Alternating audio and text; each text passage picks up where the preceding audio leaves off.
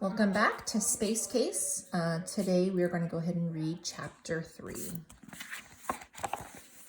Excerpt from the Official Residence Guide to Moonbase Alpha 2040 by National Aeronautics and Space Administration. Education. For the benefit of families with children living at MBA, school will take place Monday through Friday, just as on Earth. Age-specific classes will be conducted via Comlink with terrestrial instructors to provide the highest quality education possible. In fact, your children will probably receive an even better education on the moon than they did on Earth.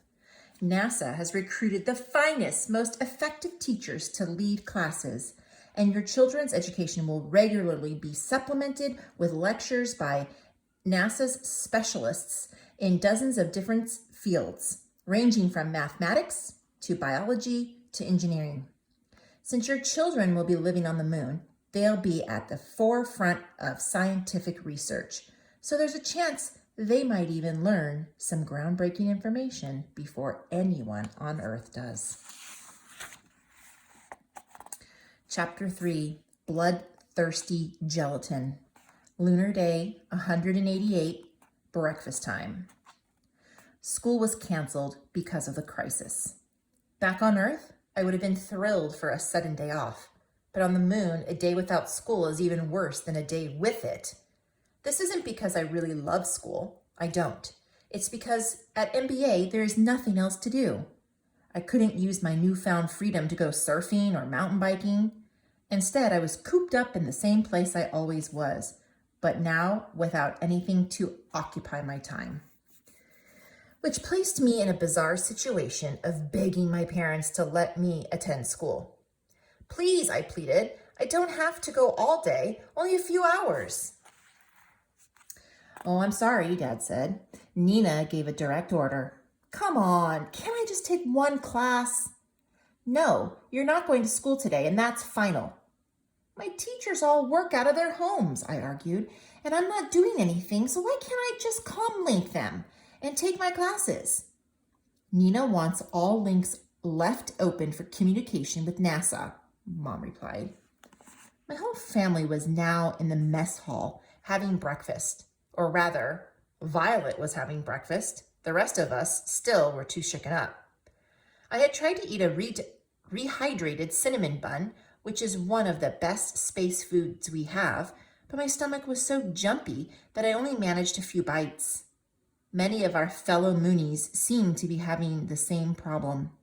Most everyone was passing on the solids and simply just drinking their reclaimed urine coffees. Violet, however, was happily scarfing down reconstituted waffles. Mom and Dad were letting her listen to music so she wouldn't notice what else was going on. She had her earbuds in and was happily rocking out to her favorite band, a retro sky dance group called Coronal Mass Ejection. Between the waffles, the music, and the fact that school had been canceled, it might as well have been Christmas for Violet. There are 256 comlinks, I told my parents. That's more than 10 for every person here. What could Nina possibly need with all of them? Well, I think it's standard emergency procedure, Dad said. I know, I countered, but the emergency procedures were designed for something like an asteroid strike or an oxygen link, weren't they? Technically, this isn't even an emergency anymore. It's not like Dr. Holtz can get more dead. Mom glanced at Violet to see if she overheard this, but Violet had her earbuds firmly jammed into her ears. Mom then fixed me a hard stare. I don't think that sort of talk is appropriate. Sorry, I said. It's just that without the links, I can't talk to my friends on Earth or download a book or watch a movie. Well, it's only temporary. Dad looked to the other tables to make sure no one was within eavesdropping range. Then he lowered his voice. Things are going to get a little unsettled here for a bit. No one ever expected Dr. Holtz to have an accident like this. Well, that's because it wasn't an accident, I said under my breath. Someone forced him to walk out of that airlock with his suit on wrong. Mom sighed. Dashiell, we've already discussed this. You have no proof of that. Dr. Holtz would never have gone out of that airlock without a partner, I protested. He was always warning us that it's almost impossible to put a spacesuit on right by yourself. He was the one who came up with the buddy system for going on the surface in the first place. Well, that doesn't mean it was a murder, Dad countered. There are plenty of reasons that he might have decided to ignore the rules. Maybe it had something to do with this big discovery of his. Maybe he had to get something off the lunar surface. And risk almost certain death? I asked. No way. Dr. Holtz was the most cautious person I ever met. He wore a helmet to ride a stationary bike. Even the most cautious people make mistakes, Mom told me. And furthermore, there doesn't appear to be any evidence of foul play. Well, it's only been an hour, I muttered.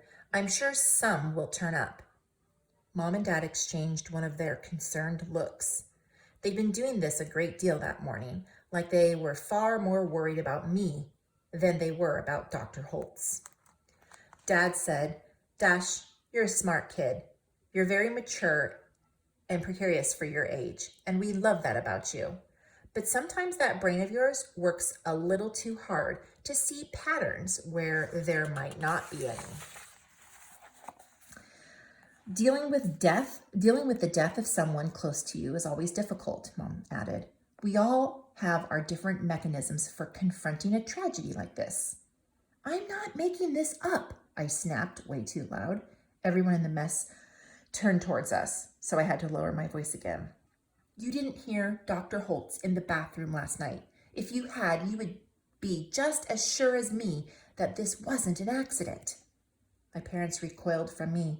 My outburst had caught them by surprise, but I think it convinced them that I wasn't merely having problems dealing.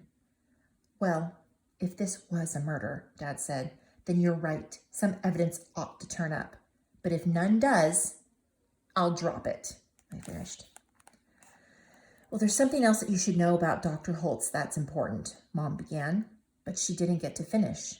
Dr. Timothy Marquez was approaching our table. Mom fell silent so he wouldn't overhear her. Dr. Marquis is the Moon Base Alpha psychiatrist. NASA is very concerned about our mental health. Living in an enclosed space far from Earth is a good recipe for going nuts. So we all have mandatory evaluation sessions once a week. Dr. Marquis is the only Moonie who was really famous before being selected to come to the NBA. He wrote a best-selling self-help book called Turn That Frown Upside Down and appeared on tons of talk shows. Despite this, I've always found him a little weird. He has a lot of nervous tics and is a little too intense for me. He takes his job way too serious and is always sticking his nose in everyone else's business like he was doing right then. Is everything all right over here? He asked, obviously having overheard my outburst. He had a cup of coffee and was compulsively stirring with a spoon. Dr. Marquis rarely ever actually drinks his coffee. He simply just stirs it for hours at a time. Yes, Dad said dismissively, everything's fine. Dr. Marquis made a high-pitched giggle. He sounded like a monkey being tickled. Oh, I highly doubt that. We have all just experienced a highly traumatic incident. In fact, we are still experiencing it. So I don't think that everything is fine at all. And not for you, not for me, and not for any of us. Dr. Marquis sat on the inflated cube beside me without being invited. So tell me, how are all of you really holding up? His arrival grabbed Violet's attention. There's no school today, she shouted over her music, and I'm having waffles. Oh, Dr. Marquis never seemed to know how to deal with Violet's effusive happiness. That's nice. We're doing as well as can be expected, Mom put in. How's your family doing, Timothy? Oh, well, they've gone through the whole gamut of emotions. Dr. Marquis picked up a chunk of dehydrated fruit out of his teeth and then he flicked it away.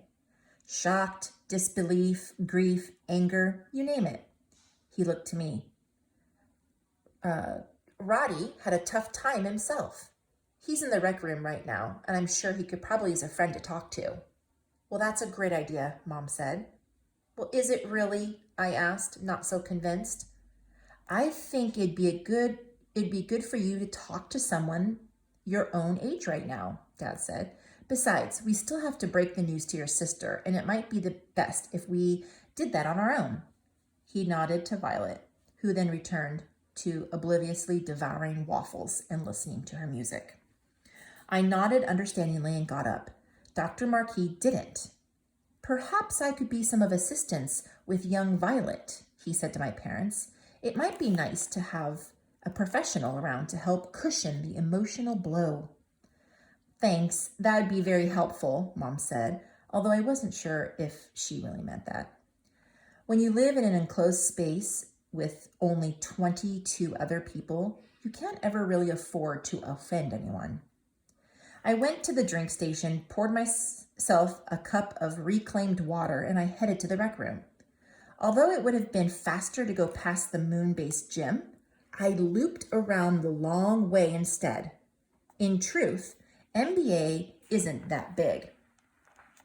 It's only about the size of a soccer pitch, so the long way wasn't really all that long.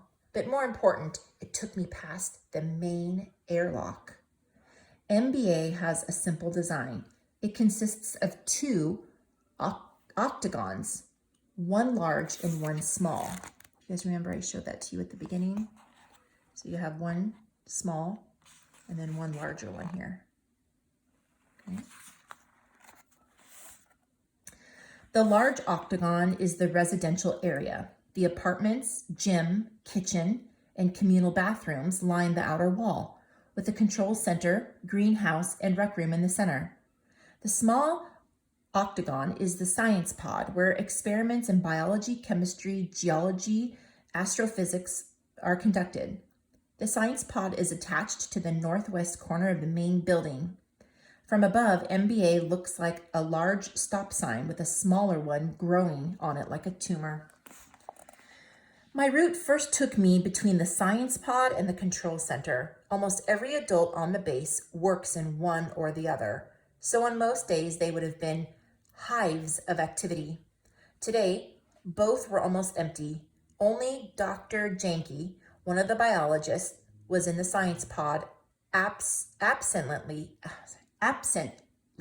fiddling with one of his experiments. He didn't appear to be working so much as trying to distract himself from Dr. Holtz's death. Nina was the only one in the control center. She was using the comm link and had her back to me. Mission Control in Houston was on the slim screen. A dozen men and women had gathered to talk to her, all with very grave expressions on their faces. I considered trying to eavesdrop, but Nina turned my way and gave me a hard stare that basically was an order to keep on moving. So that's exactly what I did. I passed the maintenance room and the operations center for the base robots, crossed through the staging area where all the spacesuits were stored, and finally came to the airlock. The whole journey had taken about 26 seconds. The airlock is one of the rare spots at MBA with a window. Technically, there are two windows, as the airlock has two doors, an inner door and an outer door, with a 4-foot safety chamber in between. The view through the window is narrow and obstructed, but then the area outside the airlock isn't much to look at anyhow. Since there is no atmosphere on the moon, the only thing that ever alters the landscape is us, and humans rarely alter a landscape for the better. What was once a pristine white blanket of moon dust has now been trampled by 1 million footprints and flattened by the treads of our moon rovers, which are housed in a garage near MBA. It's like when a fresh, beautiful snowfall gets ruined by boot prints and tire tracks, only instead of eventually melting away, it just stays in that ugly, polluted state forever. On the ruined lunar surface, it was impossible to pick out Dr. Holtz's footprints or pinpoint where he had collapsed and died. All I knew was, without his spacesuit on right, he couldn't have gone far. There is no oxygen outside. The farthest that I could get holding my breath is about 50 feet. I've tested this indoors on multiple occasions, just in case of trouble. There were still some traces of moon dust on the staging area floor. At breakfast, I learned who had recovered Dr. Holtz's body. It was Daphne Merritt, our base roboticist, and Garth Grisson, who is in charge of maintenance. Normally, for sanitation reasons, there were extreme precautions to prevent tracking moon dust into the base, but it had probably been hard to follow them all when one of the 3 people coming back inside was dead. Despite being surrounded by megatons of moon dust, I'd never touched the stuff before. I'd been out on the lunar surface myself exactly once, when passing from the rocket landing pad to MBA after arriving on the moon. It had taken 10 minutes, tops. Because I'm a kid, I've never been allowed another chance to go outside. I knelt and I dragged my finger through the dust. It felt like slightly gritty powdered sugar. Moon dust isn't really dust. It's mostly tiny shards of strange kinds of glass formed in an extreme heat of meteor impacts. It smelled faintly of gunpowder, reminding me of fireworks. Did you drop something? I spun around to find Garth Grisson right behind me. Mr. Grisson is in his late 50s, which is older than most of the people at MBA. But running maintenance for everything on the base requires someone with lots of knowledge and experience. He seems nice enough, but he tended to keep to himself. Although I'd been living at the base with him for more than 6 months, we'd almost never spoken. No, I said, I was just, there was some moon dust on the floor. Yeah, I'm about to take care of that. Mr. Grisson held up a small vacuum. With all the excitement this morning, I haven't had a chance yet. I suddenly felt embarrassed. Well, I wasn't telling you to clean it up, I said. I just noticed it and well, I trailed off, not quite sure what else to say. Mr. Grisson smiled warmly, signaling that he hadn't been offended. It's all right, Dashiell. We're all trying to deal with Dr. Holtz in our own way. I nodded in agreement and then thought to ask, You went out and you got him? Mr. Grisson's smile faded. Yes, with Daphne. Did anything seem strange about him? Other than him being dead on the surface of the moon? The whole thing seemed strange. Strange and wrong. Mr. Grisson shuddered at the memory.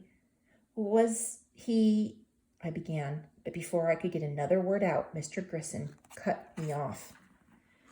To be honest, I'd prefer to forget all about what it was like, and it's probably better for a kid like you not to know. So if you'll excuse me, Mr. Grisson held up the vacuum again and pointed to the floor. Right, I said. Sorry. I turned to leave and I caught sight of Nina in her office. She was glaring at me, apparently annoyed that I was still within range of her. I took a last glance out at the airlock and then I hurried off. Behind me, I heard the whine of the vacuum as Mr. Grisson sucked up the moon dust. Like his father had told me, Roddy Marquez was in the rec room. This wasn't much of a surprise. Roddy was almost always in the rec room. That's where the best holographic interfaces are. As usual, Roddy was seated in an inflated cube playing a virtual reality game. His eyes were covered by thick black hologoggles, and his hands were sheathed in Senso gloves. Either he hadn't heard that Nina had ordered everyone to stay off the comlink, or, more likely, he decided to ignore her. Roddy was my best friend at MBA, although that really didn't mean much. He was the only other kid my age on the moon.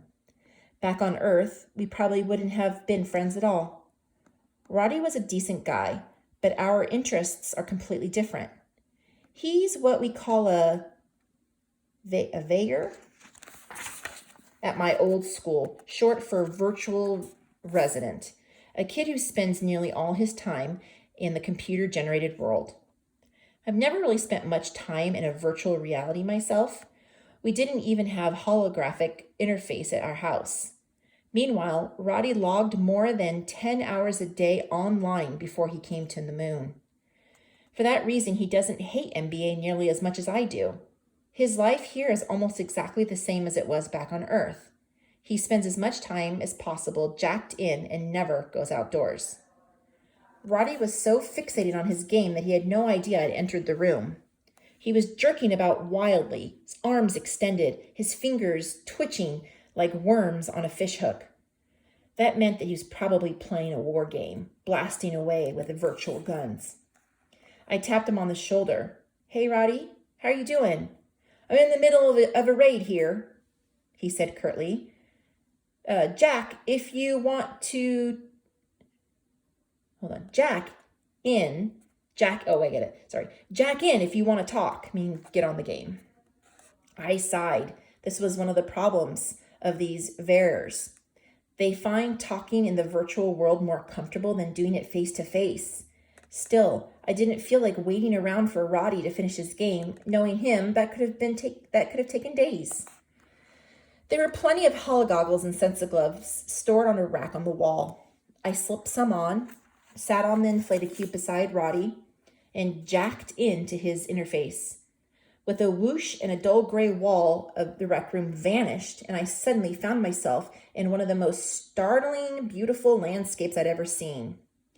I was standing in a meadow full of wildflowers by a pristine, blindingly blue lake, with the forest on one side and the snow-capped mountains on the other. 6 separate waterfalls spilled into the lake, each more breathtaking than the last. Roddy had no doubt combed through thousands of potential earthscapes to find this stunning one, and then selected it to wage a war on. His enemies were some sort of gelatinous pink alien creatures. Although they all had guns, they didn't appear very menacing. Rodney had probably set the game controls to a beginner level, preferring easy victory to stiff competition. The aliens had stubby little flippers instead of hands, which meant they could barely even hold their weapons, let alone fire them. Meanwhile, Roddy was blowing them away with ease. Each time he hit one, it burst into a shower of pink goo, like someone had detonated a bowl of strawberry jello. Roddy was heavily modified with Avatar as well. While the actual Roddy is flabby, uncoordinated, and not particularly handsome, virtual Roddy was built like an Olympic decathlon with movie star looks and bulging muscles.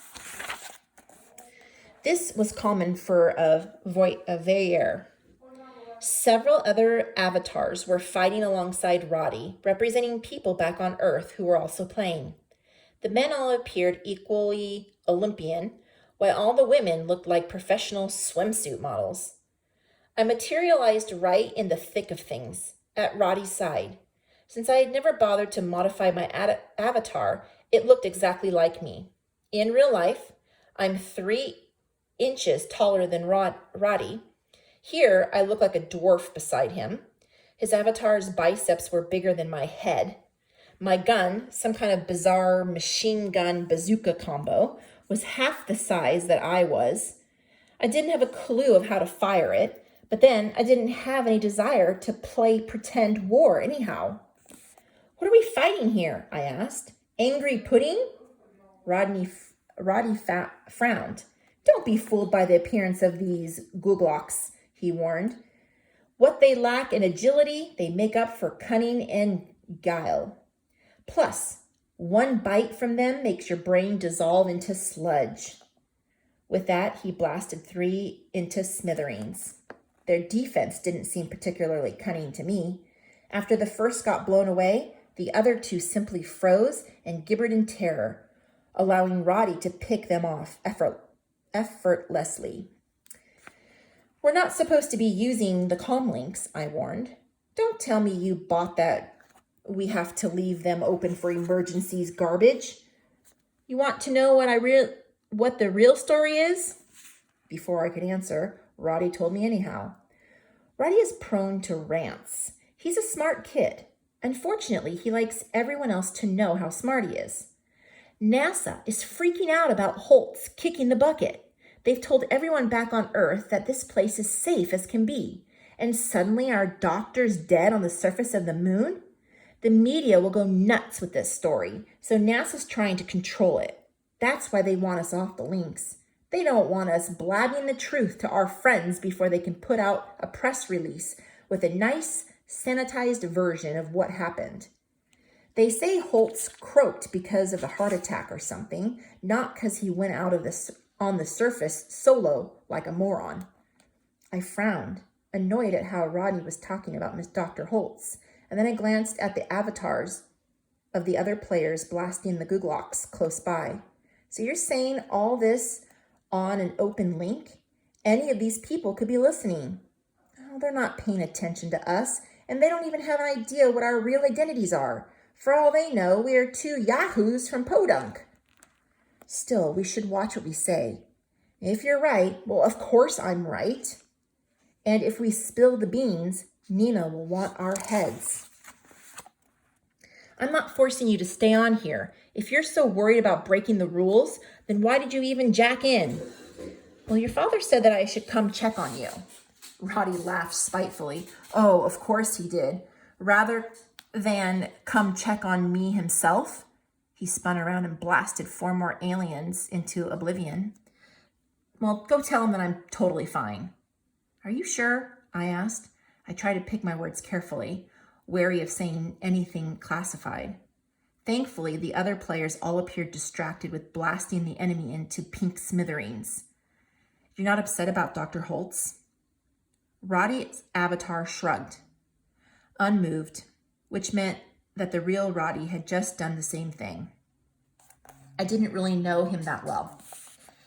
I stared at Roddy, trying to read his expression, but in the virtual world, this was almost impossible. The avatars don't mimic the subtle movements of their players' faces.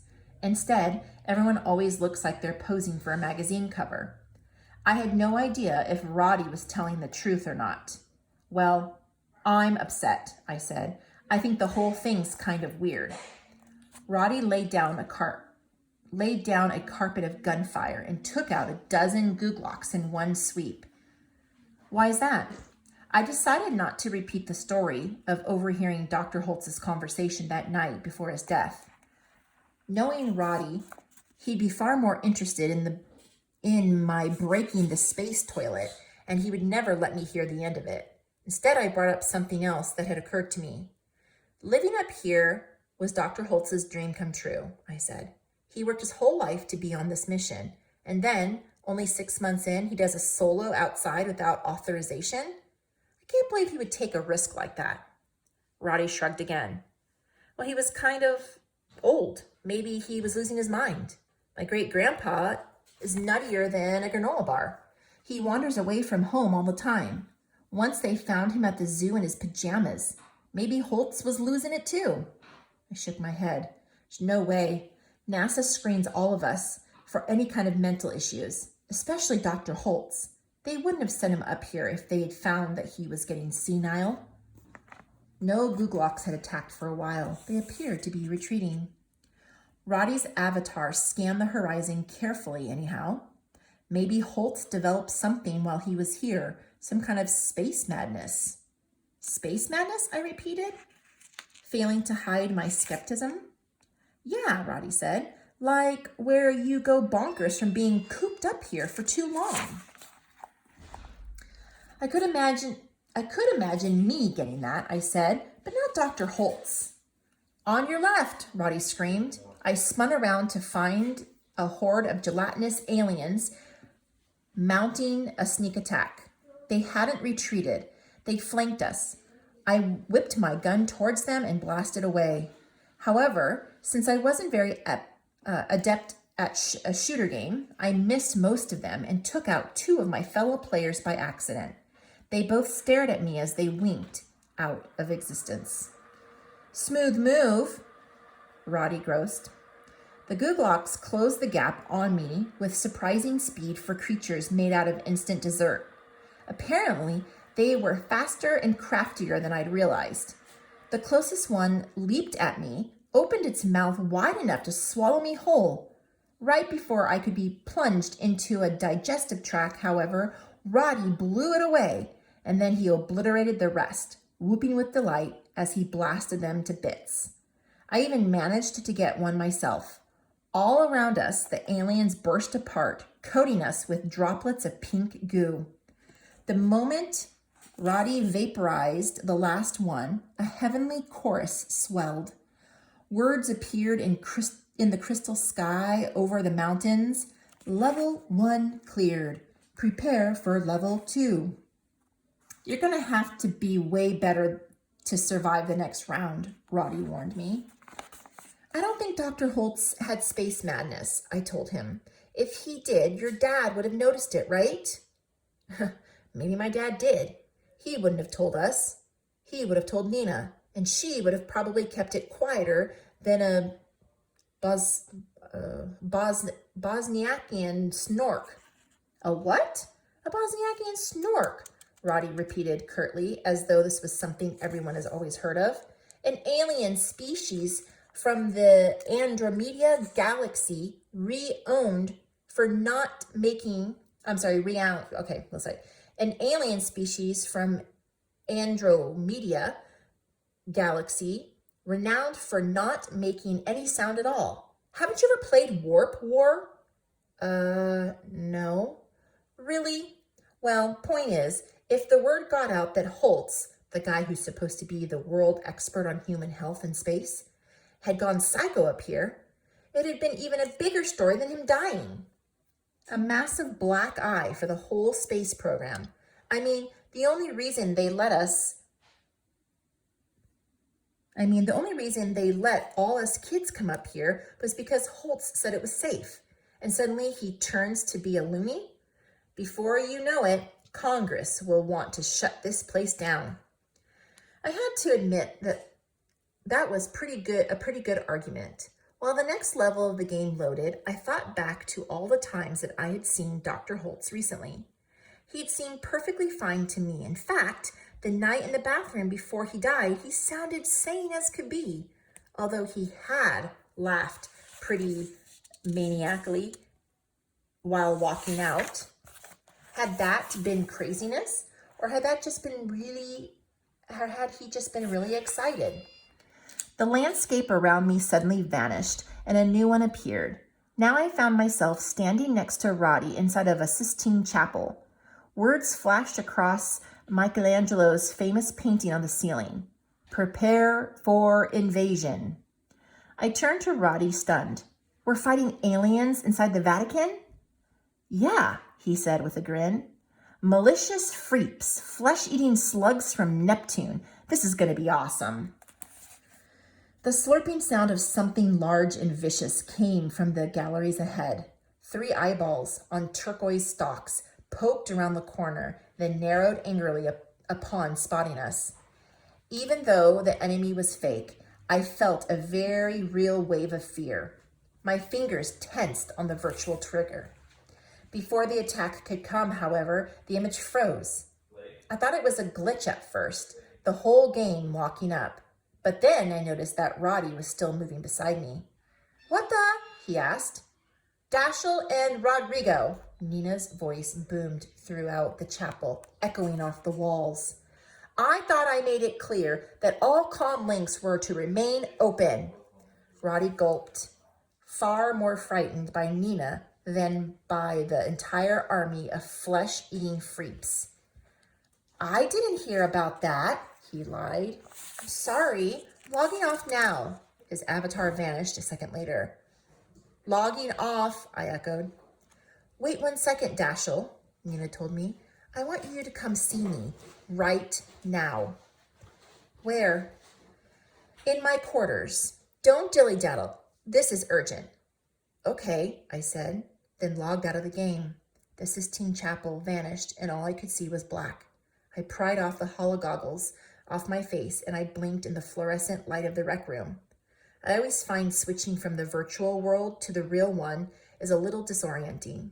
The virtual world is so overstimulating that sometimes real life feels strangely unnatural after.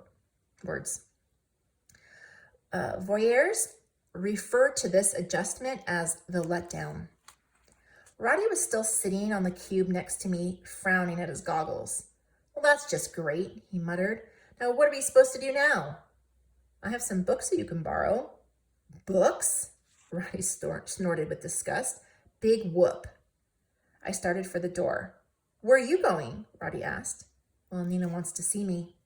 Oh, Roddy taunted. You're in trouble.